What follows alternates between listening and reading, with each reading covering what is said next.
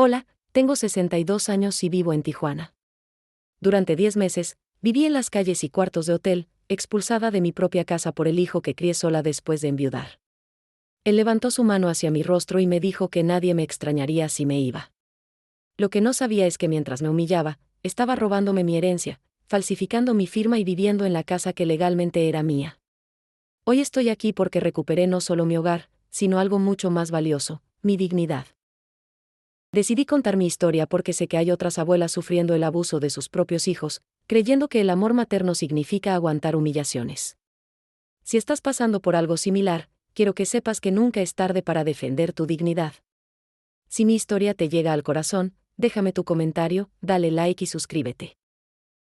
¿Sabes cuánto significa para mí saber que no estoy sola en esta lucha? Me llamo Rosa Elena Martínez, tengo 62 años, y vivo en Tijuana, Baja California. Bueno, vivía. Porque lo que voy a contarles cambió todo lo que yo creía saber sobre mi vida, mi familia, y especialmente sobre mi hijo. Esta es una historia que guardé por meses, pensando que nadie me creería, pero ahora sé que necesito contarla. Porque si a mí me pasó, quizás le está pasando a alguien más en este momento, y esa persona necesita saber que hay salida, que hay esperanza, que hay vida después de la traición más dolorosa que puede existir, la de un hijo. Todo comenzó un martes de abril, cuando el calor de Tijuana ya empezaba a pesar sobre mis huesos cansados. Yo estaba en mi habitación, doblando la ropa como lo había hecho por 40 años en esa casa. Mi casa. Aunque ya no me sentía dueña de nada. Escuché los pasos de mi hijo subir las escaleras, y algo en el sonido de esas pisadas me puso alerta. ¿Saben cuando una madre simplemente siente que algo malo viene? Es un instinto que se desarrolla desde que los tienes en brazos por primera vez. Entró a mi cuarto sin tocar. Su cara estaba roja, sus ojos tenían esa mirada que yo había visto antes, pero que siempre justificaba como estrés del trabajo. Mamá, necesitamos hablar, dijo con una voz que no reconocí. Era la voz de un extraño, no de mi niño, no del hombre que yo crié sola después de que su padre partiera de este mundo hace 8 años. Le pregunté qué pasaba, si algo andaba mal con su esposa o con el trabajo. Y entonces todo explotó. Me acusó de ser una carga, de interferir en su matrimonio, de no respetar su espacio. Palabras que salían de su boca como cuchillos, cortando pedazos de mi corazón con cada frase. Yo intenté defenderme, explicarle que solo quería ayudar, que esa casa también era mía, que yo había criado allí a mi familia. Y fue cuando levanté mi voz, cuando le dije que no tenía derecho a hablarme así, que él levantó la mano. No me golpeó. Pero el gesto fue suficiente. Ver esa mano alzada, lista para caer sobre mi rostro, fue como ver morir todo el amor que había construido durante 35 años. Mi hijo. Mi único hijo. El bebé que amamanté, el niño que defendí de los bullies en la escuela, el joven al que apoyé cuando todos decían que no llegaría a nada. Ese hombre ahora me amenazaba en mi propia casa. Si no te gusta, la puerta está ahí. Y si te vas, nadie va a extrañarte, dijo con una frialdad que me heló la sangre. Abajo, podía escuchar a mi nuera, Carolina, moviéndose en la cocina. Risas. Música. El sonido de platos y vasos. ¿Estaba preparando algo? ¿Sabía ella lo que estaba pasando arriba? ¿Le importaba? Mis manos temblaban mientras sacaba mi maleta vieja del armario. Esa misma maleta con la que había llegado a Tijuana siendo una joven esposa, llena de sueños y esperanzas. Ahora la llenaba con lo poco que podía cargar, ropa, algunos documentos que alcancé a ver, la foto de mi esposo que siempre tenía en mi buró. Me negué a llorar frente a él. Me negué a darle esa satisfacción. Cuando bajé las escaleras con mi maleta, Carolina salió de la cocina. Tenía puesto un delantal nuevo y llevaba las manos llenas de harina. Me miró con esos ojos grandes que siempre me parecieron inocentes, y por un segundo vi confusión en su rostro. Pero no dijo nada. Ni una palabra. Ni ¿a dónde vas?, ni ¿qué pasó? Solo se quedó ahí parada, mientras yo abría la puerta y salía a la calle. El sol de la tarde me golpeó en la cara. Mis piernas temblaban tanto que casi no podía caminar. Me senté en la banqueta, frente a la casa que había sido mi hogar por décadas, y finalmente dejé salir las lágrimas. Una vecina, la señora Guadalupe, se acercó a preguntarme si estaba bien. Le dije que sí, que solo necesitaba un momento. Pero no estaba bien. Nada estaba bien. Llamé un taxi que me llevó a un hotel barato cerca de la central de autobuses. El cuarto olía a humedad y limpiador de pino. Las paredes eran delgadas y podía escuchar todo lo que pasaba en las habitaciones vecinas. Me senté en la cama dura y miré alrededor. ¿Esto era mi vida ahora? ¿Un cuarto de hotel después de décadas de tener un hogar? Esa noche no pude dormir. Cada vez que cerraba los ojos veía la mano de mi hijo levantada, lista para golpearme. Escuchaba sus palabras frías: nadie va a extrañarte. ¿Cómo había llegado a este punto? ¿En qué momento perdí a mi hijo? ¿O nunca lo tuve realmente? Pero en medio de ese dolor insoportable, algo pequeño comenzó a nacer dentro de mí. Era diminuto, casi imperceptible, pero estaba ahí, un pedacito de dignidad que se negaba a morir. Una vocecita que me decía que esto no estaba bien, que yo no merecía esto, que había algo profundamente mal en todo esto. No sabía entonces que ese momento en el cuarto de hotel era solo el principio. No sabía que en los próximos meses descubriría verdades que cambiarían todo. No sabía que la conmemoración que Carolina preparaba ese día tendría un significado completamente diferente al que imaginé. No sabía nada excepto esto: algo dentro de mí se había roto, pero al mismo tiempo, algo nuevo estaba comenzando a despertar. Las 2 primeras semanas en ese hotel fueron las más largas de mi vida.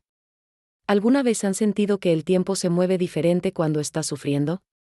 Los minutos parecen horas, las horas parecen días. Me despertaba cada mañana en esa cama extraña y por un segundo olvidaba dónde estaba. Luego la realidad me golpeaba como un balde de agua fría. El hotel estaba ubicado en una zona ruidosa de Tijuana. Desde mi ventana podía ver la calle llena de vendedores ambulantes, escuchar el sonido constante de los claxones, oler el diésel de los autobuses mezclado con el aroma de los tacos de carne asada que vendían en la esquina. Ese olor, que antes me encantaba, ahora me revolvía el estómago. ¿Cómo podía tener hambre cuando mi corazón estaba roto en 1000 pedazos? Durante esos primeros días, mi teléfono sonaba constantemente. Era mi hijo. Al principio no contestaba. Dejaba que sonara y sonara hasta que entraba el buzón de voz. Pero él insistía. Llamaba 5, 6, 7 veces al día. Finalmente, en un momento de debilidad, contesté. Mamá, necesito que me ayudes con algo, dijo, sin siquiera preguntar cómo estaba o disculparse por lo que había pasado. Me pidió dinero. Dijo que había una emergencia, que necesitaba pagar algo urgente.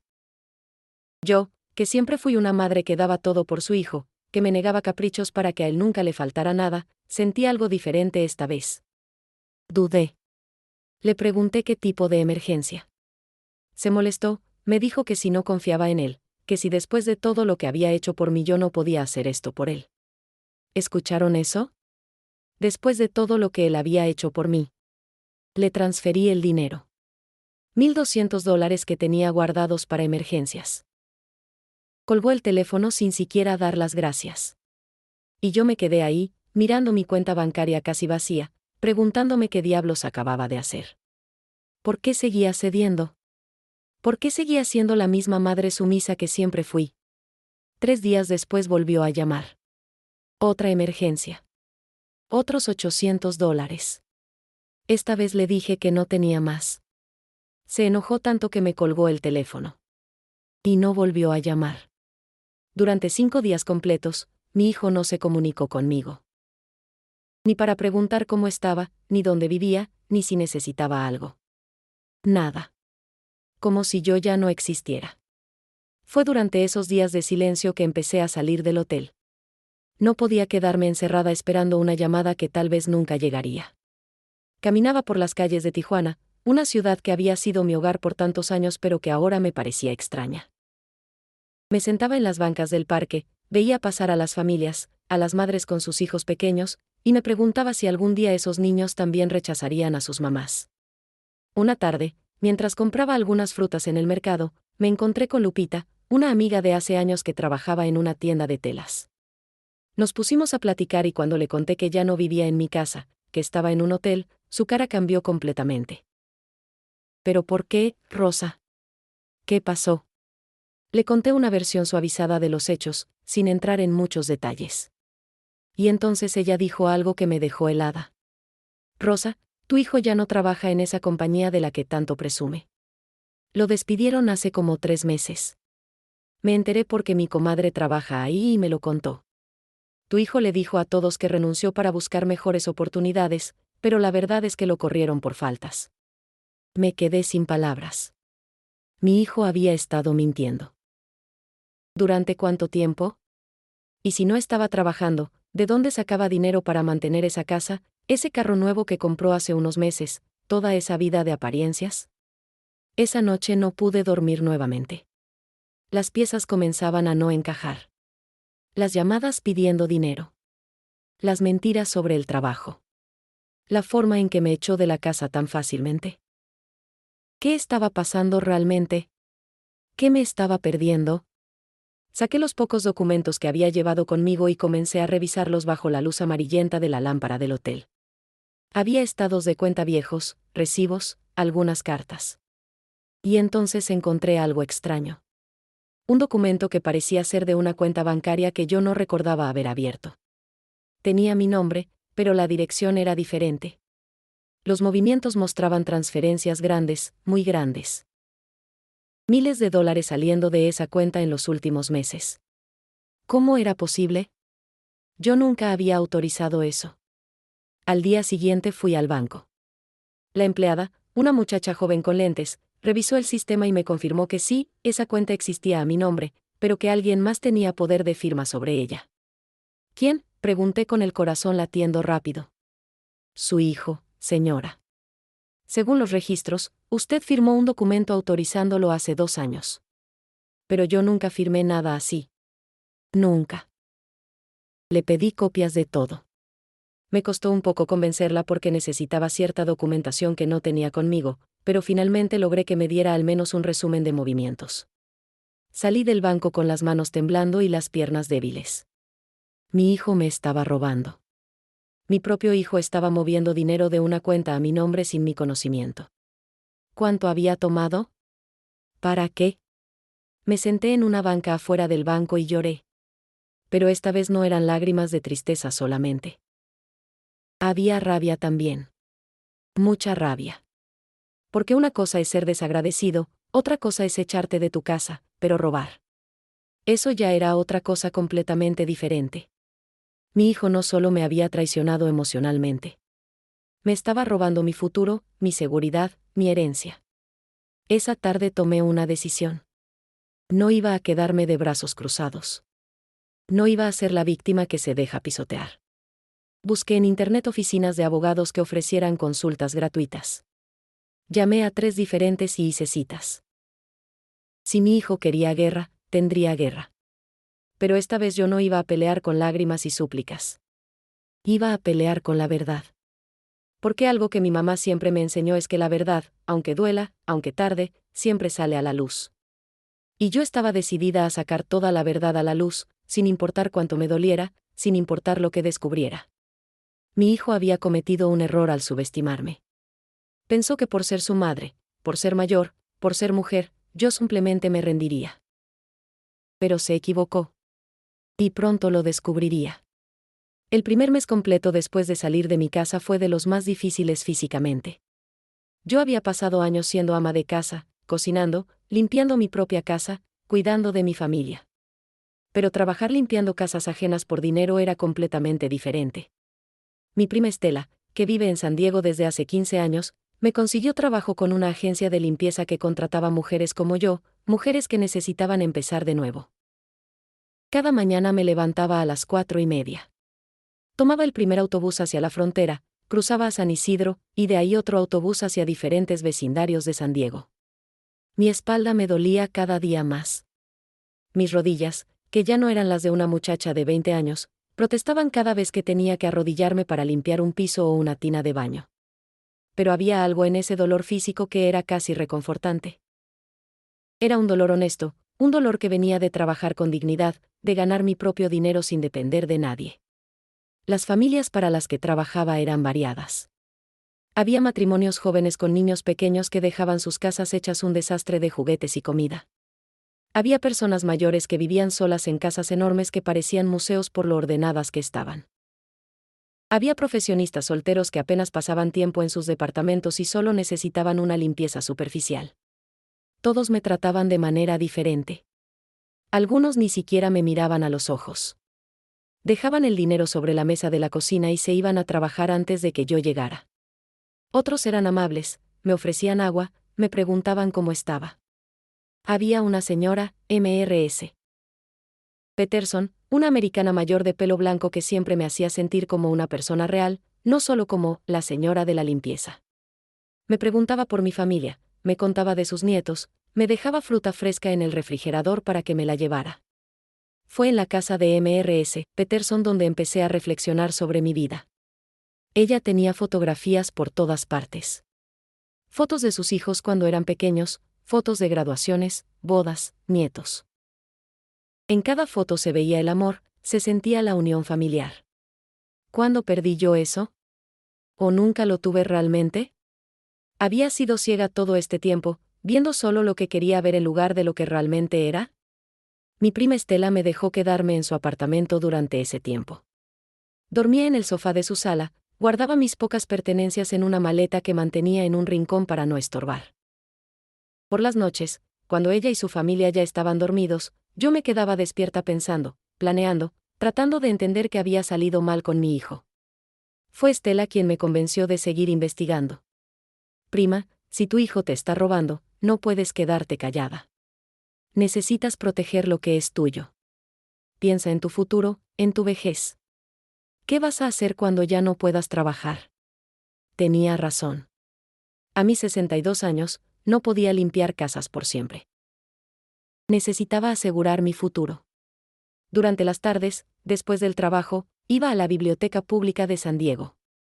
Ahí usaba las computadoras gratis para investigar sobre leyes, sobre derechos, sobre qué podía hacer en mi situación.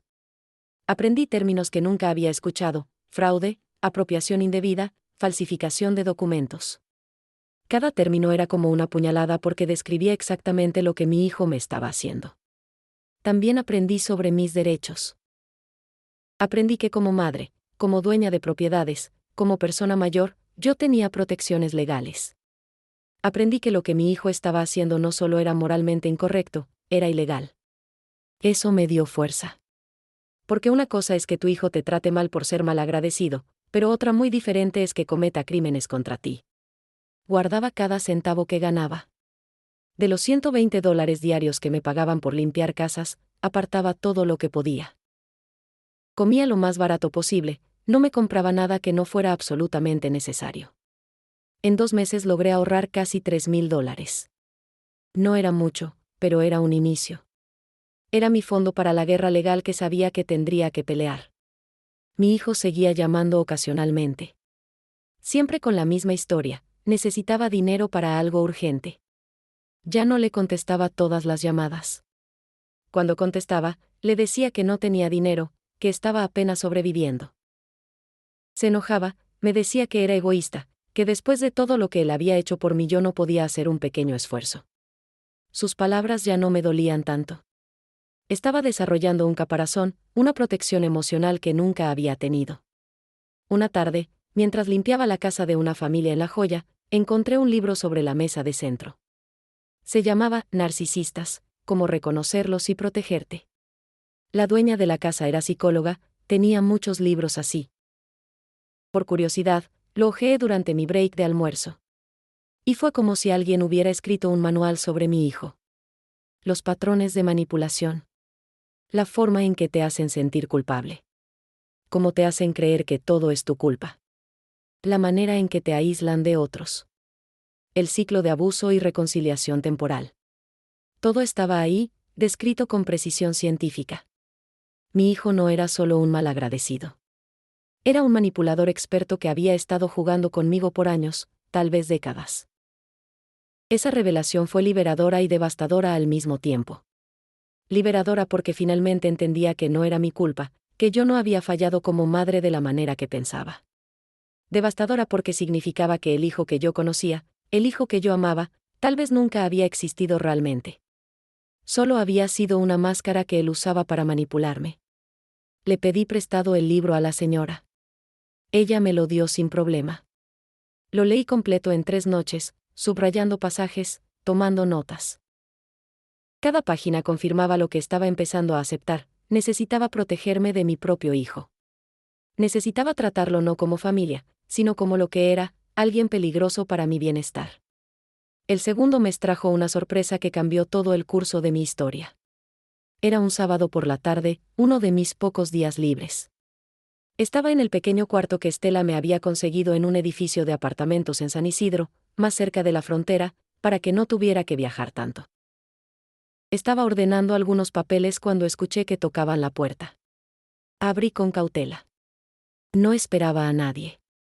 Y ahí estaba Carolina, mi nuera, con los ojos rojos e hinchados, las manos temblando, y una pequeña maleta a sus pies. Me quedé congelada. ¿Qué hacía ella aquí? ¿Cómo me había encontrado? ¿Venía a traerme más problemas de parte de mi hijo? Suegra, por favor, necesito hablar con usted, dijo con una voz quebrada que nunca le había escuchado. Le dije que pasara, aunque mi instinto me gritaba que tuviera cuidado. Se sentó en la única silla que tenía en ese cuarto pequeño y comenzó a llorar desconsoladamente. Yo no sabía qué hacer. ¿La consolaba? Le preguntaba qué pasaba. ¿Llamaba a mi hijo? Finalmente, entre sollozos, comenzó a hablar. Suegra, yo no sabía. Yo no sabía lo que él estaba haciendo. Ese día cuando usted se fue, yo estaba preparando una fiesta sorpresa para su cumpleaños. Había comprado un pastel, había invitado a algunos vecinos. Quería que se sintiera querida, valorada. Y entonces escuché los gritos arriba, escuché lo que él le dijo, y no supe qué hacer. Me quedé paralizada en la cocina. Cuando bajó con su maleta, yo quise decir algo, pero las palabras no salían. Y me he odiado cada día desde entonces por no haber hecho nada. Sus palabras me dejaron sin aliento. ¿Una fiesta sorpresa? ¿Para mí? Eso significaba que todo ese ruido que escuché, esa conmemoración, que pensé que era una celebración por mi partida, era en realidad para mí. Y mi hijo lo sabía. Lo sabía y aún así me humilló, me echó, levantó su mano contra mí ese mismo día. Pero Carolina tenía más que decir. Suegra, hay algo más que necesita saber. Estoy embarazada. Tengo casi 3 meses. Y su hijo no está bien. Tiene problemas serios. Le ofrecí agua, le dije que se calmara, pero ella necesitaba soltar todo lo que había estado guardando. Me contó que por meses, mi hijo la había estado manipulando contra mí. Le decía que yo hablaba mal de ella a sus espaldas, que yo criticaba su forma de cocinar, de limpiar, de vestirse. Le inventaba conversaciones que nunca existieron. La hacía dudar de su propia percepción de la realidad. Carolina, que siempre fue tímida y un poco insegura, empezó a creer todas esas mentiras. Empezó a verme como una enemiga en lugar de una aliada. Pero después de que usted se fue, las cosas empeoraron muchísimo, continuó. Él se volvió más agresivo, más volátil. Y empecé a notar cosas extrañas. Llamadas a todas horas. Desapariciones sin explicación. Y entonces, hace una semana, encontré unos estados de cuenta escondidos en su carro. Suegra, él tiene deudas enormes. Deudas de juego. Casinos en línea, apuestas deportivas, hasta juegos de póker. Ha perdido miles, decenas de miles de dólares. Mi mente trabajaba a 1000 por hora tratando de procesar esta información. Mi hijo, un adicto al juego. Todo empezaba a tener sentido. Las llamadas urgentes pidiendo dinero. El trabajo que perdió, probablemente por estar jugando en línea durante horas de trabajo. La necesidad de echarme para tener acceso completo a mis cuentas sin que yo hiciera preguntas. Carolina sacó de su bolsa un sobre. Traje copias de todo lo que encontré. Estados de cuenta, recibos, mensajes de agencias de cobro. Él no sabe que los copié. Y hay algo más. Su voz se volvió casi un susurro. La casa, suegra. Él me dijo que la casa era de él, que usted vivía ahí porque él la dejaba. Pero encontré documentos viejos y la escritura está a su nombre. Él le mintió a usted y me mintió a mí sobre todo. Me levanté y caminé hacia la ventana. Necesitaba aire. Necesitaba pensar. Mi hijo no solo me había robado y manipulado a mí. Había construido una red completa de mentiras que atrapaba a todos a su alrededor. Y ahora su propia esposa, embarazada de su hijo, estaba huyendo de él, viniendo a mí por ayuda. ¿Por qué viniste conmigo?, le pregunté. ¿Por qué no fuiste con tu familia? Carolina bajó la mirada. Porque mi familia nunca me apoyó cuando me casé con él. Dijeron que era un error. Y yo le cerré la puerta por defender a mi esposo. No tengo a dónde ir.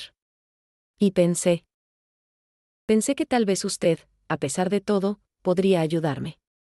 Porque usted conoce mejor que nadie lo que él es capaz de hacer.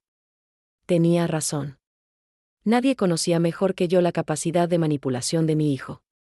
Y en ese momento tomé una decisión que algunos podrían llamar locura, pero que yo sabía era lo correcto.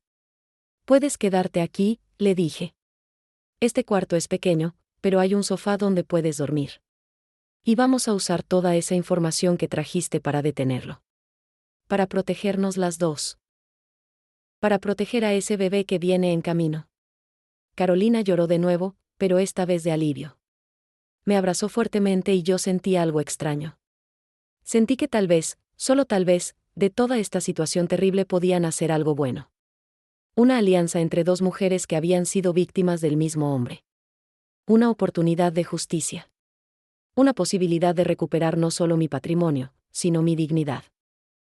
Esa noche, las dos nos quedamos despiertas hasta tarde revisando todos los documentos que Carolina había traído. Cada papel era una pieza del rompecabezas. Cada recibo, cada estado de cuenta, cada mensaje, contaba una historia de mentiras, manipulación y robo sistemático. Mi hijo había construido un castillo de naipes, y nosotras estábamos a punto de soplarlo hasta derrumbarlo completamente. Los siguientes 2 meses fueron de investigación intensa. Carolina y yo nos convertimos en detectives de nuestra propia vida, juntando evidencia, conectando puntos, descubriendo verdades que nos dejaban sin aliento cada día. Habíamos dividido las tareas, ella se enfocaba en la parte financiera, revisando cada documento que había logrado copiar antes de irse. Yo me concentraba en la parte legal, visitando abogados, entendiendo mis derechos, preparando el terreno para lo que vendría. Descubrimos cosas que ni en nuestras peores pesadillas habríamos imaginado.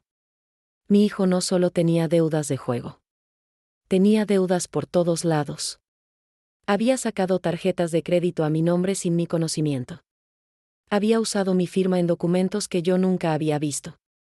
Carolina encontró correos electrónicos donde él negociaba con agiotistas, prometiéndoles pagar con dinero de la herencia de mi madre que pronto voy a recibir. Como si yo ya estuviera muerta. Como si mi muerte fuera solo un trámite pendiente para él. Una tarde, mientras organizábamos documentos en ese cuarto pequeño que compartíamos, Carolina encontró algo que la puso pálida. Suegra, mire esto. Era un seguro de vida. A mi nombre. Con mi hijo como beneficiario único. Un seguro por $500,000 que supuestamente yo había contratado hace un año. Pero yo nunca había contratado ningún seguro. Nunca había firmado ningún papel relacionado con eso. ¿Usted firmó esto?, preguntó Carolina con voz temblorosa. Revisé el documento cuidadosamente. La firma decía ser mía, pero no lo era. Alguien había falsificado mi firma. Y no era difícil adivinar quién. Mi hijo había llegado tan lejos en su codicia que había forjado un seguro de vida a mi nombre. La implicación era escalofriante. ¿Qué habría pasado si yo hubiera seguido viviendo en esa casa bajo su control? Ese hallazgo cambió todo. Ya no estábamos hablando solo de robo o fraude financiero. Estábamos hablando de algo mucho más siniestro. Decidimos ir inmediatamente con uno de los abogados que había consultado, el licenciado Ramírez, un hombre serio de unos 50 años que tenía experiencia en casos de abuso familiar y fraude. Cuando le mostramos el documento del seguro, su expresión se puso grave. Señora Rosa, esto es muy serio. Esto no es solo fraude, esto es falsificación de documentos con potencial de causar daño grave. Necesitamos reportar esto inmediatamente a las autoridades. Me explicó que falsificar la firma de alguien en un seguro de vida podía interpretarse como intención de causar daño, especialmente si había un historial de abuso y manipulación. Pero había un problema. Los servicios legales costaban dinero. Mucho dinero. Entre los ahorros de mis trabajos de limpieza y un pequeño préstamo que Estela me ayudó a conseguir, junté lo suficiente para contratar al licenciado Ramírez para empezar el proceso legal. Pero iba a necesitar más. Mucho más. Fue entonces cuando tomé una de las decisiones más dolorosas de mi vida. Tenía algunas joyas que mi esposo me había regalado a lo largo de nuestro matrimonio. Un rosario de plata que había pertenecido a mi abuela y que fue bendecido en la Basílica de Guadalupe. Un anillo de compromiso con un pequeño diamante. Unos aretes de oro que recibí en mi boda. Cada pieza tenía un valor sentimental incalculable. Pero necesitaba ese dinero para pelear por mi futuro. Llevé las joyas a una casa de empeño en Tijuana. El hombre detrás del mostrador las evaluó con indiferencia, como si fueran solo metal y piedras, no pedazos de mi historia. Me ofreció menos de la mitad de lo que pensaba que valían. Pero no tenía opción de negociar. Necesitaba ese dinero ahora. Firmé los papeles con lágrimas en los ojos mientras veía mis joyas desaparecer detrás del mostrador. Carolina estaba conmigo. Me tomó la mano cuando salimos de ahí. Suegra, cuando todo esto termine, vamos a recuperar esas joyas. Se lo prometo. Yo asentí, aunque sabía que las probabilidades eran pequeñas. Algunas batallas requieren sacrificios. Y si sacrificar mi pasado era necesario para asegurar mi futuro, entonces lo haría. Con el dinero de las joyas y mis ahorros, el licenciado Ramírez comenzó a trabajar. Presentó una demanda formal por fraude, falsificación de documentos y apropiación indebida. También solicitó medidas cautelares para congelar las cuentas bancarias que mi hijo controlaba ilegalmente. El proceso legal era lento y frustrante, pero cada pequeño avance nos daba esperanza. Mientras tanto, mi hijo empezó a darse cuenta de que algo estaba pasando. Cuando intentó hacer un retiro grande de una de las cuentas y el banco se lo negó, supo que yo estaba tomando acción legal. Las llamadas comenzaron de nuevo, pero ahora eran diferentes. Ya no pedía dinero. Ahora amenazaba. Decía que yo lo iba a arrepentir, que iba a destruir mi reputación, que iba a asegurarse de que toda la familia supiera qué tipo de madre era. Sus amenazas ya no me asustaban como antes. Porque yo tenía algo que él no tenía, la verdad. Y tenía algo más, una aliada que había estado dentro de su casa, que había visto todo, que estaba dispuesta a testificar contra él. Carolina era mi as bajo la manga. Él no sabía que ella estaba conmigo. Pensaba que su esposa seguía en casa, sumisa y obediente como siempre. Durante ese tiempo, Carolina comenzó a mostrar más su embarazo. Su barriga crecía y con ella, su determinación de proteger a ese bebé de crecer en un ambiente de mentiras y manipulación. No quiero que mi hijo crezca pensando que está bien tratar a las personas así, me decía mientras se acariciaba el vientre. Quiero que crezca con valores reales, con respeto, con amor de verdad, no con ese amor condicional y manipulador que su padre ofrece. Una noche, mientras cenábamos tacos de frijoles que habíamos preparado en la pequeña estufa del cuarto, Carolina me hizo una pregunta que me tomó por sorpresa. Suegra, ¿usted alguna vez vio señales de que él era así? ¿Desde niño? La pregunta me golpeó fuerte porque la verdad era que sí, había visto señales. Pequeñas cosas que justifiqué como travesuras de niño, como personalidad fuerte, como ambición. Pero ahora, mirando atrás con ojos claros, veía los patrones. La forma en que manipulaba a otros niños para salirse con la suya. Como siempre encontraba excusas para sus errores. La manera en que me culpaba cuando algo salía mal. Sí, vi señales, admití. Pero no quise verlas como lo que eran. Como madre, una quiere creer lo mejor de sus hijos. Una quiere pensar que con amor y paciencia, cualquier problema se puede arreglar. Pero algunos problemas son más profundos. Algunos patrones están tan arraigados que ni el amor de una madre puede cambiarlos. Y me tardé 62 años en aceptar esa verdad. Octubre llegó trayendo consigo el olor a cempasúchil que llenaba las calles de Tijuana. Era tiempo del Día de los Muertos, mi fiesta favorita del año. Siempre había sido un tiempo de recordar a los que se fueron, de honrar a mi esposo, de conectar con mis raíces y tradiciones. Pero este año, el Día de los Muertos tenía un significado diferente. No solo recordaría a los muertos, sino que también tendría que enfrentar las verdades vivas que tanto tiempo estuvieron enterradas. Carolina y yo decidimos montar un pequeño altar en nuestro cuarto. Era diminuto comparado con los altares elaborados que solía hacer en mi casa, pero tenía todo lo esencial: las fotos de mi esposo y mis padres, velas, flores de cempasúchil que compramos en el mercado, pan de muerto y algunas frutas. Mientras lo armábamos, Carolina me preguntó sobre mi esposo, sobre cómo era él, sobre nuestra vida juntos. Le conté historias que no había compartido con nadie en años. Le conté cómo nos conocimos en una feria del pueblo, cómo él me cortejó por meses antes de que mi papá le diera permiso de visitarme. Le conté de nuestros primeros años de matrimonio, de las dificultades que pasamos, pero también de las alegrías. Le conté del día que nació mi hijo, de cómo mi esposo lloró de felicidad. Le conté del hombre bueno y trabajador que fue, y de cómo su muerte prematura cambió todo en nuestra familia. ¿Cree que su esposo estaría orgulloso de usted ahora?, preguntó Carolina mientras colocaba una foto de mi esposo en el altar. La pregunta me hizo reflexionar profundamente. Creo que estaría orgulloso de que estoy peleando por mí misma, respondí. Pero creo que se sentiría decepcionado de cómo resultó nuestro hijo. Y se sentiría culpable, aunque no fue su culpa. A veces me pregunto si las cosas hubieran sido diferentes si él hubiera vivido más. Si mi hijo hubiera tenido una figura paterna fuerte en su adolescencia, ¿habría tomado el camino que tomó? Esa noche del Día de Muertos, sentadas frente al altar con las velas parpadeantes iluminando nuestras caras, las dos hicimos una promesa. Prometimos a nuestros ancestros, a mi esposo, a todas las generaciones que vinieron antes que nosotras, que romperíamos el ciclo. Que no pasaríamos esta toxicidad, esta manipulación, esta falta de respeto a la siguiente generación. El bebé que Carolina llevaba en su vientre merecía algo mejor. Los días después del Día de Muertos trajeron noticias importantes del licenciado Ramírez. Había logrado conseguir una orden para que se realizara un peritaje grafotécnico de varios documentos, incluido el seguro de vida y algunos documentos bancarios. Un experto independiente compararía las firmas que supuestamente eran mías con mi firma real. El proceso tomaría algunas semanas, pero era un paso crucial para probar que mi hijo había cometido fraude. También recibimos otra noticia: habíamos conseguido una fecha para la primera audiencia judicial. Sería en diciembre, justo antes de las fiestas navideñas. La idea de pasar Navidad en medio de una batalla legal contra mi propio hijo me partía el corazón, pero sabía que era necesario. Algunas heridas necesitan ser abiertas completamente antes de poder sanar correctamente.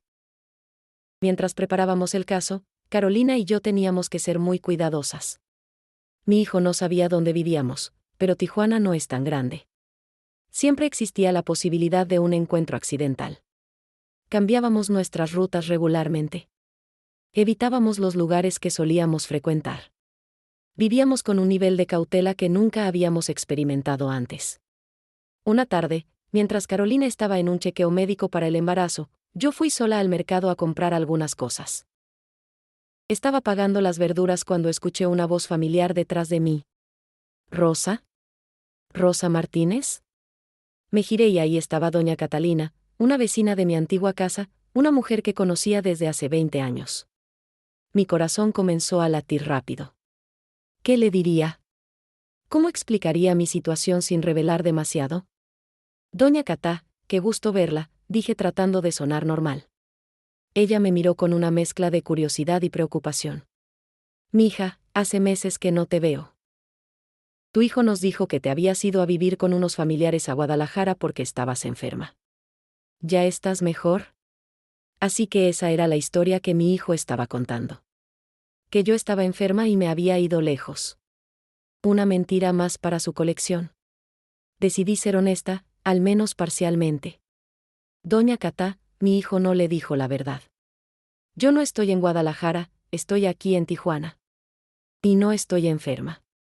Tuvimos algunos problemas familiares y decidí vivir por mi cuenta por un tiempo.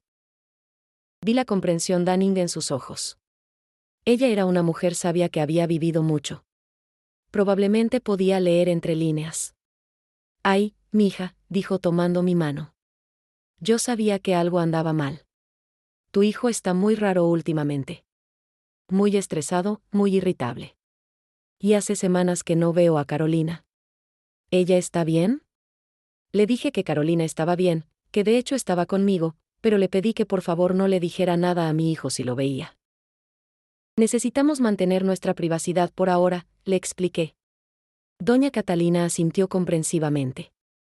Tu secreto está seguro conmigo, mija. Y si necesitas algo, cualquier cosa, ya sabes dónde vivo. Ese encuentro me recordó que no todos habían sido ciegos a los problemas en mi familia. Había personas que habían visto, que habían sospechado, que tal vez habían querido ayudar pero no sabían cómo. Me hizo pensar en cuántas otras personas podrían haber notado las señales pero permanecido en silencio, respetando la privacidad familiar, sin saber que su silencio solo permitía que el abuso continuara. En noviembre, mientras las temperaturas bajaban y Tijuana se preparaba para el invierno, recibimos los resultados del peritaje grafotécnico. El experto confirmó lo que ya sabíamos: múltiples documentos tenían firmas falsificadas.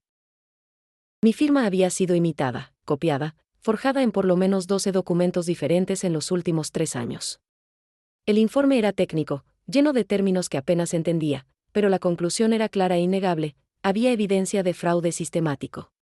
El licenciado Ramírez estaba visiblemente satisfecho cuando nos mostró el informe. Con esto, tenemos un caso sólido, dijo. Pero necesitamos prepararnos para la audiencia. Su hijo va a defenderse. Probablemente va a contratar un buen abogado. Va a negar todo. Va a tratar de hacerlas ver mal a ustedes. Necesitan estar preparadas mental y emocionalmente para lo que viene. Carolina y yo nos miramos. Sabíamos que lo peor aún estaba por venir. Porque una cosa es reunir evidencia en privado, y otra muy diferente es enfrentar a tu hijo, a tu esposo, en un tribunal, delante de un juez, con todas las verdades expuestas sin piedad. Pero estábamos listas. O al menos, lo estaríamos. Fue durante una tarde lluviosa de noviembre cuando hice el descubrimiento que cambiaría completamente el curso de nuestra batalla legal. Carolina y yo estábamos organizando documentos viejos que ella había logrado rescatar de la casa antes de irse, papeles que mi hijo había guardado en cajas en el garaje pensando que nadie los revisaría. Entre fotos amarillentas, recibos de hace años y cartas antiguas, encontré un sobre manila que decía: documentos de propiedad, no abrir.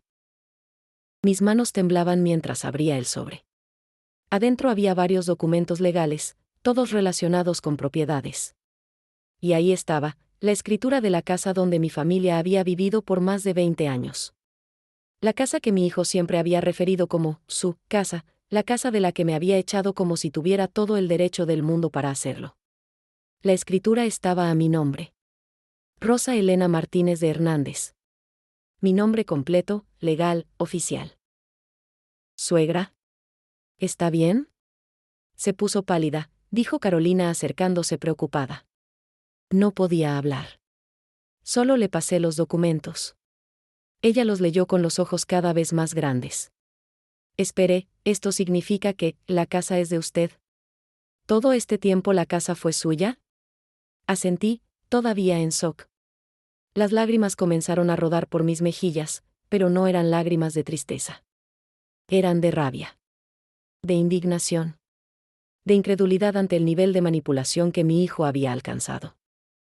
Recordé entonces conversaciones del pasado. Como mi hijo siempre me decía que estuviera agradecida de que me dejaba vivir ahí. Como me hacía sentir que era un favor de su parte darme techo. Como sutilmente me fue haciendo creer que yo dependía de él, que sin él yo no tendría dónde vivir. Y todo ese tiempo, la casa era legalmente mía. Mi esposo me la había dejado a mí, específicamente a mí, antes de morir. Leí los documentos más detenidamente.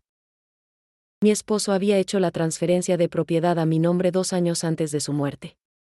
Había una carta anexa, escrita de su puño y letra, donde explicaba que quería asegurarse de que yo siempre tuviera un techo sobre mi cabeza, sin importar qué pasara. Esta casa es para Rosa, para que tenga seguridad y paz en su vejez, decía la carta.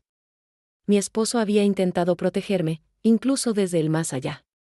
Pero su protección no sirvió contra la manipulación de su propio hijo. Inmediatamente llevamos los documentos al licenciado Ramírez. Cuando vio la escritura, una gran sonrisa apareció en su rostro. Señora Rosa, esto lo cambia todo. Esto no es solo fraude financiero. Esto es usurpación de propiedad. Su hijo la echó de su propia casa. La hizo creer que era un favor cuando en realidad usted era la dueña. Esto añade una dimensión completamente nueva al caso. El abogado explicó que con esta evidencia, no solo podíamos recuperar el dinero robado, sino que podíamos exigir la devolución inmediata de la propiedad. Más aún, El hecho de que mi hijo me haya echado de mi propia casa podría considerarse como un agravante en el caso de abuso familiar. Necesitamos presentar esto ante el juez lo más pronto posible, dijo el licenciado Ramírez. Podemos solicitar una orden de desalojo contra su hijo mientras el caso se resuelve. La idea de desalojar a mi hijo de mi propia casa me producía sentimientos contradictorios. Por un lado, sabía que era justo, que era mi derecho, que él me había hecho exactamente lo mismo a mí. Pero por otro lado, seguía siendo mi hijo. A pesar de todo lo que me había hecho, a pesar de todas las mentiras y el robo, una parte de mí todavía lo amaba. Y esa parte dolía terriblemente ante la idea de dejarlo sin hogar. Carolina vio mi cara de conflicto. Suegra, él la dejó a usted sin hogar sin pensarlo 2 veces. La echó sabiendo que usted no tenía a dónde ir. No le importó si usted dormía en la calle. Y todo ese tiempo, era su casa. Usted no le debe ninguna consideración que él no le mostró a usted. Tenía razón, lo sabía. Pero el corazón de una madre no funciona con lógica. Funciona con amor, incluso cuando ese amor no es correspondido. Tomamos la decisión de proceder. El licenciado Ramírez preparó los documentos necesarios para solicitar una orden de desalojo temporal mientras el caso se resolvía. También preparó una demanda formal de usurpación y fraude relacionado con la propiedad. Cada documento que firmaba se sentía como una puñalada al corazón, pero sabía que era necesario. La respuesta de mi hijo llegó una semana después, a través de su abogado. Negaba todo. Decía que la escritura a mi nombre era un error administrativo que él había estado tratando de corregir. Decía que mi esposo le había prometido verbalmente la casa a él antes de morir. Decía que yo había estado de acuerdo en vivir ahí bajo su cuidado porque ya no era capaz de manejar una propiedad sola. Mentira tras mentira tras mentira. Pero lo que más me dolió fue la parte final de su respuesta legal. Su abogado argumentaba que yo estaba siendo manipulada por mi nuera, que Carolina me estaba llenando la cabeza de ideas falsas porque estaba resentida con su marido. Decía que yo estaba senil, confundida, que no sabía lo que hacía. Me pintaba como una viejita indefensa sin capacidad de tomar mis propias decisiones. La ironía era casi cómica. Él, que me había manipulado por años, ahora me acusaba a mí de ser manipulada. Una parte del caso requería pruebas de mi competencia mental. Tuve que someterme a evaluaciones psicológicas para probar que estaba en pleno uso de mis facultades, que entendía perfectamente lo que estaba haciendo, que nadie me estaba manipulando. Fue humillante tener que probar mi cordura, tener que hacer pruebas y responder preguntas básicas para demostrar que no estaba loca. Pero entendía que era parte del proceso. Los resultados de las evaluaciones fueron categóricos. Yo estaba completamente cuerda, con excelente función cognitiva para mi edad, sin signos de demencia o confusión. La psicóloga que me evaluó incluso escribió en su reporte que mostraba notable claridad mental y fortaleza emocional considerando las circunstancias difíciles que ha enfrentado. Ese reporte se convirtió en otra pieza clave de evidencia. Mientras todo esto sucedía en el ámbito legal, la vida cotidiana continuaba. Carolina entraba en su 6º mes de embarazo. Su barriga era ahora prominente, imposible de esconder. Había decidido no tener contacto con mi hijo durante el embarazo. No quiero este estrés para el bebé, me explicaba. Ya habrá tiempo después para decidir qué tipo de relación, si es que habrá alguna, tendrá mi hijo con su padre. Una noche, mientras preparábamos una cena simple de quesadillas y frijoles, Carolina tuvo una contracción falsa que nos asustó terriblemente. La llevé de emergencia al hospital. Mientras los doctores la revisaban, yo me quedé en la sala de espera, rezando. Rezando por ella, por el bebé, porque todo saliera bien. Y en ese momento tuve una revelación: este bebé, este nieto que pronto llegaría, representaba una nueva oportunidad. Una oportunidad de romper el ciclo, de criar con amor real, no con amor condicionado y manipulador. Carolina y el bebé estaban bien. Fue solo una falsa alarma. Pero ese susto nos hizo reevaluar nuestras prioridades. Decidimos que, sin importar cuánto tiempo tomara el caso legal, sin importar qué tan difícil fuera, necesitábamos encontrar un lugar mejor para vivir antes de que el bebé naciera. Nuestro cuarto pequeño no era apropiado para un recién nacido. Con los ahorros que habíamos juntado entre las dos, y con la ayuda de Estela que nos prestó algo adicional, logramos rentar un pequeño departamento de 2 habitaciones. No era lujoso, pero era limpio, seguro, y tenía espacio suficiente para preparar un cuarto para el bebé. El día que nos mudamos fue agridulce. Por un lado, era progreso. Por otro, me dolía pensar que tenía que estar pagando renta cuando tenía una casa propia. Mi casa. La casa que pronto esperaba recuperar. Diciembre llegó con un frío inusual para Tijuana.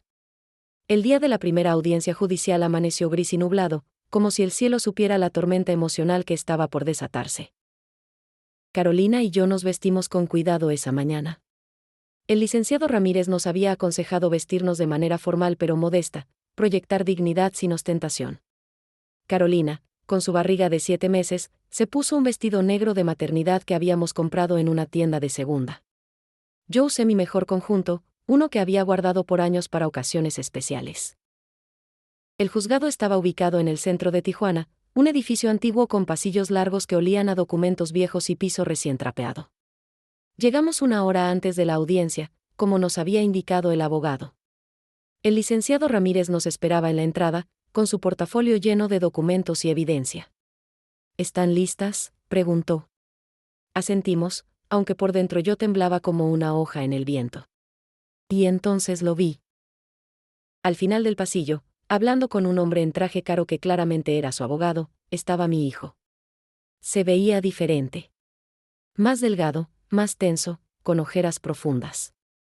Cuando nuestras miradas se encontraron, vi múltiples emociones cruzar su rostro: sorpresa, rabia, algo que podría haber sido vergüenza pero que desapareció tan rápido que quizás solo lo imaginé. Y entonces vio a Carolina junto a mí, con su barriga de embarazada, y su cara se puso roja de furia. Comenzó a caminar hacia nosotras, pero su abogado lo detuvo, susurrándole algo al oído. Se quedó ahí parado, mirándonos con una intensidad que me hizo estremecer. Pero yo me mantuve firme. Carolina apretó mi mano. Estábamos juntas en esto. Él ya no podía intimidarnos. La audiencia comenzó puntualmente. La sala era pequeña, con bancas de madera que rechinaban cada vez que alguien se movía. El juez, un hombre de unos 60 años con cara severa y lentes gruesos, entró y todos nos pusimos de pie. Caso número 23567, anunció el secretario.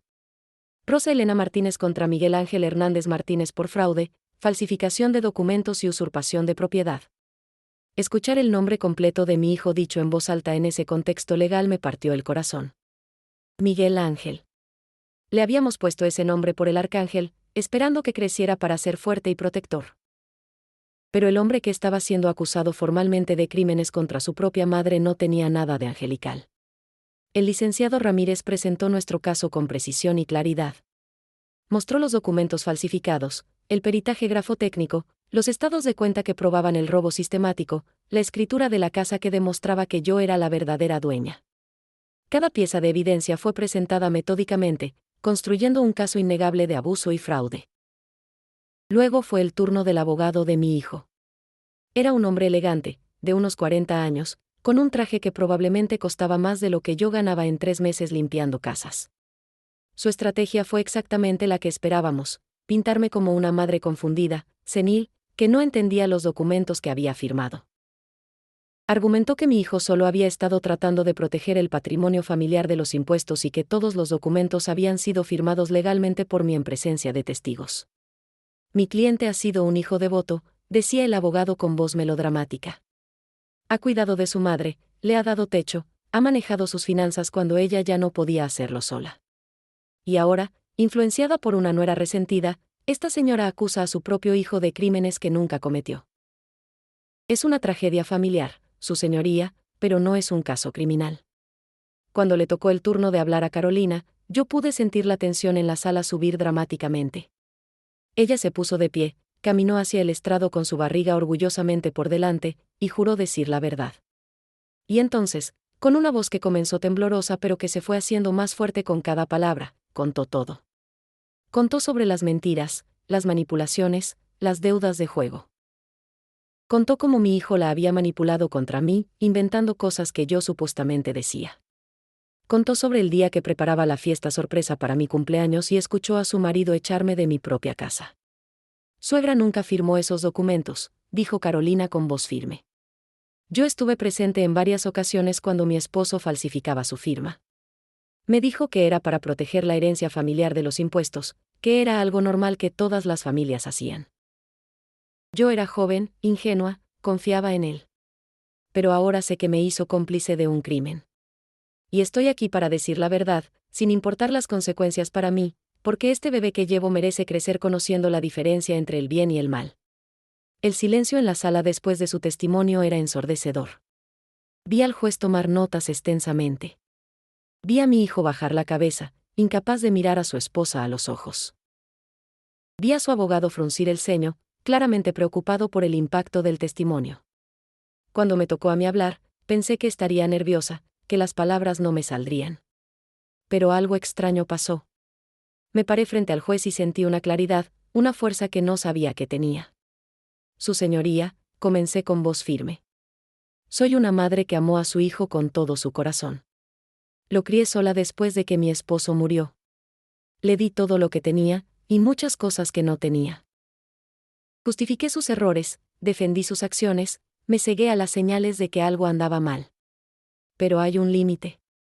Y ese límite es cuando tu hijo levanta su mano contra ti, cuando te echa de tu propia casa, cuando te roba sistemáticamente tu futuro.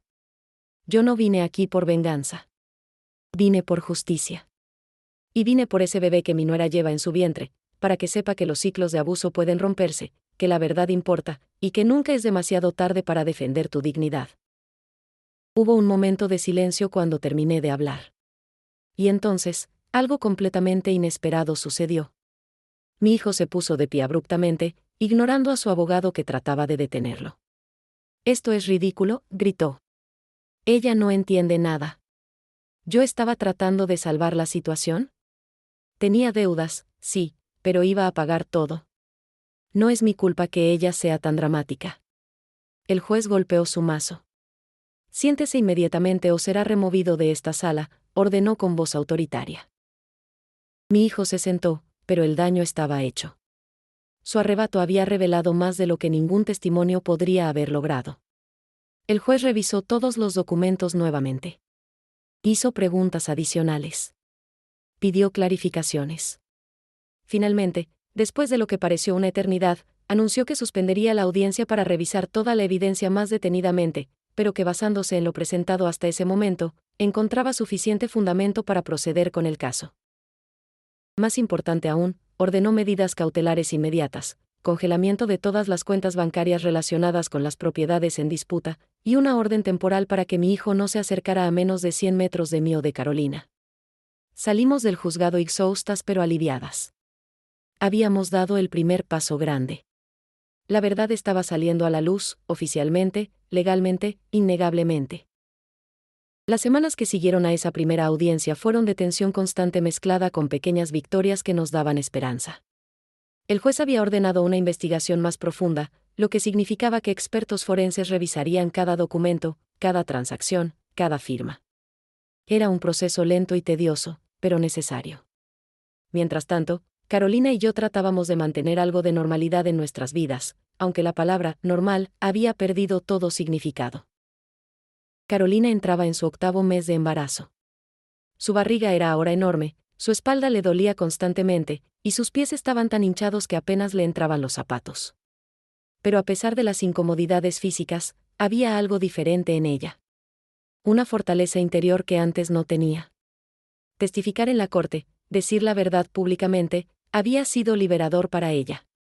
«Me siento como si finalmente pudiera respirar», me dijo una noche mientras nos preparábamos para dormir. Fue en enero cuando recibimos la noticia que cambiaría todo nuevamente. El licenciado Ramírez nos llamó urgentemente a su oficina. Cuando llegamos, su expresión era seria pero había un destello de satisfacción en sus ojos. «Tenemos desarrollos importantes», dijo mientras sacaba una carpeta gruesa de su escritorio. Los peritos forenses encontraron algo grande. Resulta que al profundizar en las finanzas de mi hijo, los expertos descubrieron una red mucho más compleja de fraude de lo que habíamos imaginado inicialmente. No solo había falsificado documentos para acceder a mi dinero, sino que había creado cuentas fantasmas, había hecho transacciones para lavar el dinero antes de gastarlo en sus deudas de juego, había inclusive intentado vender la casa sin mi conocimiento a través de documentos completamente fraudulentos que solo no se materializaron porque el comprador potencial se echó para atrás por otros motivos. Esto ya no es solo un caso civil de fraude familiar, explicó el licenciado Ramírez. Esto es suficientemente grave para que el Ministerio Público se involucre. Podríamos estar hablando de cargos criminales serios. La idea de que mi hijo pudiera enfrentar cargos criminales me llenó de emociones contradictorias. Por un lado, sabía que era lo justo. Por otro lado, era mi hijo. ¿Qué madre quiere ver a su hijo en prisión? Carolina vio mi conflicto interno. Suegra, él eligió este camino. Nadie lo forzó a hacer lo que hizo. Tuvo múltiples oportunidades de detenerse, de decir la verdad, de buscar ayuda para su adicción al juego. En lugar de eso, decidió hundirse más profundo y arrastrarla a usted con él. Tenía razón, lo sabía. Pero el conocimiento racional no hacía que el dolor fuera menor. La segunda audiencia estaba programada para mediados de febrero. Esta vez, la sala del tribunal estaba más llena. Algunos vecinos que se habían enterado del caso estaban presentes. Doña Catalina, mi antigua vecina, estaba ahí, sentada en las bancas del fondo, mostrándome su apoyo silenciosamente. También estaba la señora Peterson, la americana para quien yo limpiaba, que de alguna manera se había enterado y había venido a apoyarme. Ver esas caras conocidas, esas personas que creían en mí, me dio una fuerza renovada. Esta vez, el juez tenía todos los reportes forenses, todas las evaluaciones psicológicas, todo el caso completo frente a él. El abogado de mi hijo intentó una nueva estrategia, argumentó que su cliente tenía un problema de adicción al juego y que necesitaba tratamiento, no castigo. Reconoció que se habían cometido errores administrativos, pero insistió en que no había intención criminal, solo desesperación. Mi cliente está dispuesto a ir a rehabilitación por su adicción, argumentó el abogado. Está dispuesto a devolver todo el dinero que tomó. Está dispuesto a transferir la casa completamente a nombre de su madre sin ninguna objeción. Pero solicita clemencia. Es un hombre joven con un futuro por delante, con un hijo en camino. No merece ver su vida destruida por errores cometidos bajo la influencia de una adicción. El juez se dirigió directamente a mi hijo. Señor Hernández, ¿es verdad que tiene una adicción al juego? Mi hijo, con voz apenas audible, respondió, sí, su señoría. ¿Y reconoce que falsificó la firma de su madre en múltiples documentos? Hubo una pausa larga. Su abogado le susurró algo. Finalmente, mi hijo respondió, sí, su señoría. ¿Y reconoce que expulsó a su madre de su propia casa, sabiendo que la propiedad estaba legalmente a nombre de ella? Otra pausa. Sí, su señoría. Escuchar esas palabras, esas admisiones directas de la boca de mi hijo, fue como recibir confirmación oficial de algo que ya sabía pero que dolía igual. El juez continuó, señor Hernández, la adicción puede explicar algunas de sus acciones, pero no las excusa. Usted no solo robó dinero. Abusó de la confianza de su madre, la manipuló, la echó de su hogar, puso en riesgo su seguridad y su futuro. Y todo esto no en un momento de desesperación, sino sistemáticamente, a lo largo de años. ¿Tiene algo que decir a su madre? El silencio en la sala era absoluto. Todos esperaban. Mi hijo me miró por primera vez desde que empezó la audiencia. Sus ojos estaban rojos, tal vez de llorar, tal vez de falta de sueño. Mamá, comenzó con voz quebrada. Yo, lo siento. Sé que eso no es suficiente. Sé que lo que hice fue imperdonable. No sé en qué me convertí. La adicción me consumió y arrastró a todos conmigo. No espero que me perdones. Solo espero que algún día puedas entender que el hombre que te hizo eso no era realmente yo. Era un monstruo que la adicción creó. Quise sentir algo. Quise sentir que sus palabras me conmovían, que veía arrepentimiento real. Pero solo sentía vacío. Porque había escuchado disculpas antes. Había escuchado promesas antes. Y luego venían las llamadas pidiendo dinero, las manipulaciones, las mentiras. ¿Cómo podía saber si esto era real o solo otra actuación? El juez tomó su decisión. Ordenó que la casa fuera devuelta completamente a mi nombre, sin ninguna objeción. Ordenó que mi hijo pagara restitución por todo el dinero robado, aunque reconoció que probablemente tomaría años recuperar todo. Ordenó que mi hijo entrara en un programa de rehabilitación para adicción al juego como parte de su sentencia. Y finalmente, decidió que aunque había fundamentos para cargos criminales, Daría una oportunidad de libertad condicional si mi hijo cumplía estrictamente con todos los términos, la restitución, la rehabilitación, y mantener la orden de restricción de no acercarse a mí. Carolina y yo salimos del juzgado en un estado de aturdimiento. Habíamos ganado. Legalmente, oficialmente, habíamos ganado. Pero no sentía como una victoria completa. Porque para ganar este caso, había tenido que perder a mi hijo, o al menos, perder la ilusión de quien pensé que era mi hijo. Marzo trajo consigo el renacer de Tijuana. Las flores comenzaron a brotar en los jardines, el clima se volvió más cálido, y con él, una sensación de nuevos comienzos. Carolina estaba en sus últimas semanas de embarazo, enorme e incómoda pero radiante de anticipación. Yo había vuelto a mi casa legalmente reconocida como mía, y el proceso de recuperar mi espacio había sido agridulce. La casa estaba en peor estado de lo que imaginaba. Mi hijo la había descuidado terriblemente. Había manchas en las paredes, el jardín estaba completamente abandonado, varios electrodomésticos estaban rotos. Pero era mía. Y con la ayuda de Estela, doña Catalina, y sorprendentemente, Mrs. Peterson y algunas otras familias para las que había trabajado que ofrecieron su ayuda, comenzamos a repararla, a limpiarla, a devolverle la vida.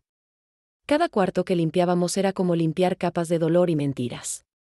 En lo que había sido mi antigua habitación, encontramos cajas con mis pertenencias que mi hijo había guardado, como si mi existencia pudiera empacarse y olvidarse. Entre esas pertenencias, encontré fotos de cuando él era pequeño. Fotos de cumpleaños, de primeras comuniones, de momentos felices que parecían pertenecer a otra vida, a otra realidad.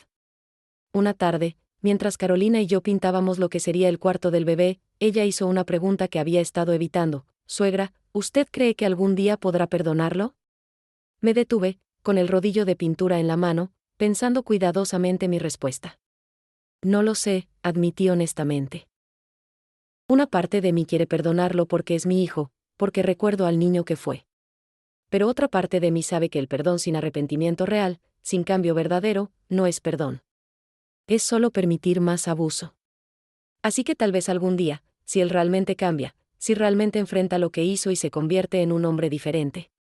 Pero ese día, si llega, está muy lejos todavía. Carolina asintió comprensivamente.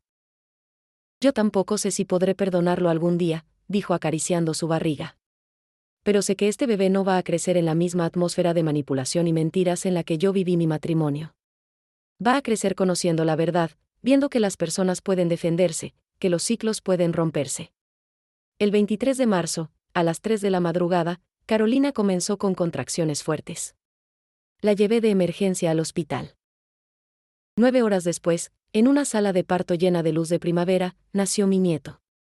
Un niño sano, hermoso, con pulmones poderosos que anunciaron su llegada al mundo con gritos fuertes. Cuando la enfermera lo puso en los brazos de Carolina, las dos lloramos. No de tristeza, sino de esperanza. Carolina decidió no poner el apellido de mi hijo en el acta de nacimiento por ahora. Él tendrá que ganarse el derecho de ser padre de este niño, dijo con una determinación que me llenó de orgullo. Primero tiene que demostrar que cambió, que es confiable, que puede ser una influencia positiva. Mientras tanto, este bebé tiene lo que necesita, una madre que lo ama y una abuela que dará su vida por protegerlo. Llamaron al bebé Daniel, que significa, Dios es mi juez. Me pareció apropiado considerando todo por lo que habíamos pasado. Pequeño Daniel no sabía la historia que lo precedía, las batallas legales y emocionales que habían sido peleadas para asegurar que él creciera en un ambiente sano. Pero algún día lo sabría. Algún día le contaríamos su historia, y la nuestra. Los primeros meses con Daniel fueron de ajuste. Carolina y yo nos convertimos en un equipo eficiente, turnándonos para las alimentaciones nocturnas, los cambios de pañal, los momentos de llanto inconsolable que todos los bebés tienen. La casa que había sido un lugar de dolor y traición se transformó en un hogar lleno de arrullos, risas de bebé, y el olor dulce de leche tibia y talco para bebé. Durante este tiempo, mi hijo cumplió con los primeros meses de su programa de rehabilitación. El licenciado Ramírez nos mantenía informadas de su progreso. Asistía a las sesiones, participaba en terapia de grupo, estaba comenzando a pagar la restitución con un trabajo que había conseguido. Pero mantenía la distancia, respetando la orden de restricción. No había intentado contactarnos directamente. Fue en junio, cuando Daniel ya tenía 3 meses, que recibimos una carta. No vino directamente de mi hijo, sino a través del licenciado Ramírez, siguiendo los protocolos legales. Era larga, varias páginas escritas a mano. En ella, mi hijo describía su proceso en rehabilitación, las cosas que había aprendido sobre sí mismo, los patrones que estaba identificando. Pedía perdón nuevamente, pero esta vez con más profundidad, reconociendo específicamente cada cosa que había hecho mal, cada mentira que había dicho, cada forma en que nos había lastimado. Al final de la carta, escribió: no espero que me perdonen ahora, ni tal vez nunca. He roto la confianza de manera tan completa que no sé si puede repararse. Pero quiero que sepan que estoy trabajando en mí mismo, no para recuperarlas a ustedes, sino porque finalmente entiendo que necesito cambiar por mí mismo. Si algún día, años en el futuro, consideran darme la oportunidad de conocer a mi hijo y demostrarles que soy diferente, estaré aquí, trabajando cada día para ser digno de esa oportunidad. Carolina leyó la carta con lágrimas en los ojos. Suena diferente, dijo. Pero las palabras son fáciles. Las acciones son las que cuentan. Tenía razón. Solo el tiempo diría si mi hijo realmente había cambiado o si esto era solo otra actuación. En julio, hice algo que necesitaba hacer para mi propia sanación. Organicé una pequeña ceremonia en mi casa, invitando a todas las personas que me habían apoyado durante este proceso difícil: Estela y su familia, doña Catalina, Mrs. Peterson, el licenciado Ramírez, y algunas otras amigas que habían estado ahí para mí. Preparé una comida tradicional, con todos los platillos que sabía hacer bien: mole poblano, arroz mexicano, tortillas hechas a mano, frijoles de la olla, y para el postre, flan napolitano. Mientras comíamos y platicábamos, sostuve a Daniel en mis brazos y miré alrededor de la mesa. Esta era mi familia ahora. No la familia de sangre disfuncional que había perdido, sino la familia que había elegido y que me había elegido a mí. Personas que habían demostrado con acciones, no solo con palabras, que se preocupaban por mí. Me puse de pie y alcé mi vaso de agua de Jamaica. Quiero hacer un brindis, dije. Por los ciclos rotos. Por las verdades reveladas. Por la dignidad recuperada. Y por las familias que elegimos cuando las que nacemos nos fallan. Gracias a cada uno de ustedes por estar aquí, por creer en mí cuando yo misma dudaba, por apoyarme en la pelea más difícil de mi vida. No solo recuperé mi casa. Recuperé mi voz, mi fuerza, y mi futuro. Todos levantaron sus vasos. Y en ese momento, con mi nieto en mis brazos, rodeada de personas que genuinamente me amaban y respetaban, sentí algo que no había sentido en años: paz. No era una paz completa, porque todavía había heridas sanando, preguntas sin responder sobre el futuro. Pero era un comienzo. Los meses siguientes establecieron una nueva normalidad. Carolina consiguió un trabajo desde casa haciendo diseño gráfico, algo que había estudiado pero nunca había podido ejercer porque mi hijo insistía en que se quedara en casa. Yo volví a trabajar, no por necesidad económica ahora que había recuperado mi patrimonio, sino porque me gustaba la independencia que me daba. Pero esta vez, elegí trabajos que me llenaran. Empecé a dar clases de cocina tradicional mexicana a grupos pequeños en mi casa, compartiendo recetas que habían pasado por generaciones. Daniel crecía rápido, transformándose de un recién nacido arrugado en un bebé regordete con una sonrisa que iluminaba cualquier cuarto. Cada vez que lo veía, pensaba en las decisiones que había tomado, en cómo fácilmente hubiera podido quedarme en esa situación de abuso, aceptando las migajas de respeto que mi hijo me ofrecía. Pero no lo hice. Y por eso, Daniel tenía una oportunidad de crecer diferente. Una tarde de noviembre, casi un año y medio después de aquel terrible día en que mi hijo levantó su mano contra mí, estaba en el jardín regando las plantas cuando vi una figura familiar parada fuera de la puerta. Era mi hijo. Se veía diferente, había ganado peso saludablemente, tenía mejor color en la cara, y sus ojos, aunque nerviosos, no tenían esa mirada desesperada y salvaje que recordaba. No se acercó. Se quedó del otro lado de la puerta de la reja, respetando la orden de restricción que técnicamente aún estaba vigente. Mamá, dijo con voz suave. Solo quería que supieras que completé mi programa de rehabilitación. Y quería preguntar, a través de los canales legales apropiados si es necesario, si tal vez, algún día, cuando estés lista, podríamos hablar. No necesito una respuesta ahora. Solo quería que lo supieras. Lo miré por un largo momento. Vi al hombre que me había lastimado tan profundamente. Pero también vi, tal vez, un destello del niño que una vez fue. No estoy lista todavía, le dije honestamente. Tal vez algún día. Pero ese día no es hoy. Necesitas entender que la confianza, una vez rota tan completamente, toma años en reconstruirse. Y solo se reconstruye con acciones consistentes, no con palabras o promesas. Él asintió, sin discutir, sin tratar de manipular o convencer. Lo entiendo. Y esperaré todo el tiempo que sea necesario. Solo quiero que sepas que lo siento, de verdad, y que estoy trabajando cada día para ser mejor. Se dio la vuelta y comenzó a caminar.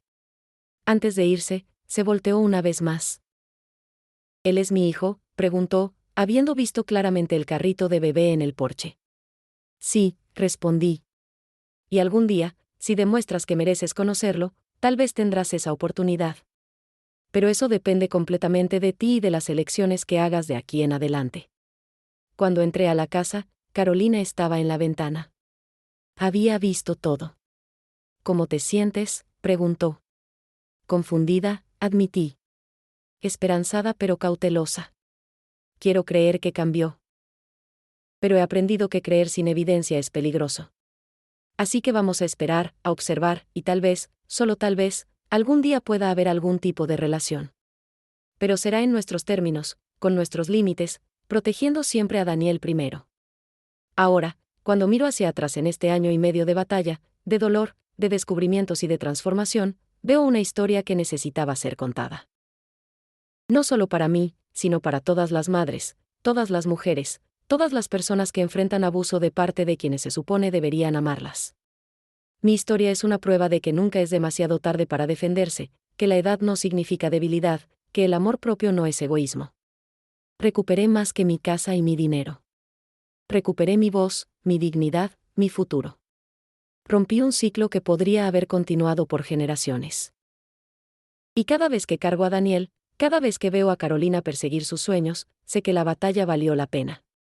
A mis 63 años, estoy empezando un nuevo capítulo de mi vida. Un capítulo donde yo escribo las reglas, donde yo decido quién merece estar en mi espacio, donde yo defino lo que significa familia.